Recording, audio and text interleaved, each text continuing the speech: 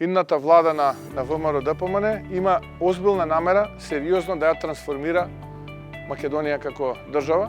Не сакаме реформа тука, онаму, да решаваме сложувалка, туку сакаме да се зафатиме темелно со работите, буквално од темелите па да одиме нагоре до покривот. Ке треба да се посветиме и на средното образование, особено средно стручното образование, затоа што навистина секоја компанија која ќе сака да вложи во Македонија треба да има квалитетен кадар, со што во моментов имаат проблем. Тие успеваат да го надминат, но нели и тука вложуваат.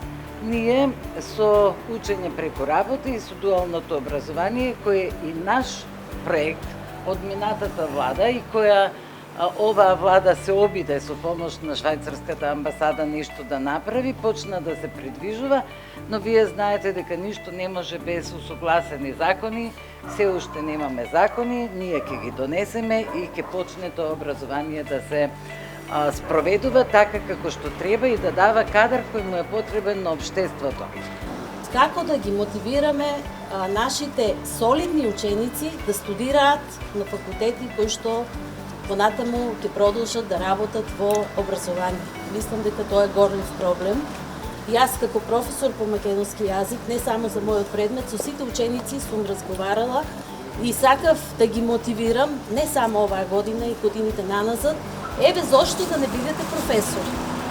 Оние што беа така по темелити ученици, рекоа, професорке, вашата работа е многу тешка.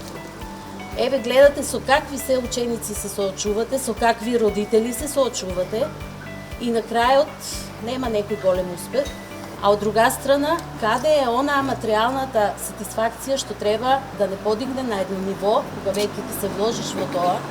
Значи, ние се соочуваме со проблеми, немаме кој студира физика, по Штип не знаеме така, хемија, треба да имаме замена англиски, не можеме да најдеме замена, затоа што сите работат како диспечери, оние што завршиле англиски јазик.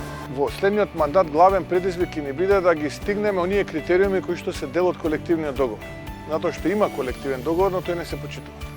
Зборувам во делот на примањата. Ова што најголемиот дел од младите луѓе ви окажуваат, еве ќе отидам таму, кој ми гарантира утре дека ќе имам пристоен живот или кој ми гарантира дека ќе имам работа. Ние планираме да ги стигнеме оние коефициенти кои што се дел од колективниот договор и на сметка на тоа ветивме и стоиме на тоа ветување дека од оние акцизни 3 денари покрај спортот и културата 1 денар ќе оди за образованието, што не е малце. Не е малце, тоа е некаде околу 800 милиони денара годишно, како дополнителен стимул за образовниот процес. Наша цел ќе биде преку политики да успееме тие луѓе да ги задржиме тука. Се разбира, тие политики во образованието нас не се клучни.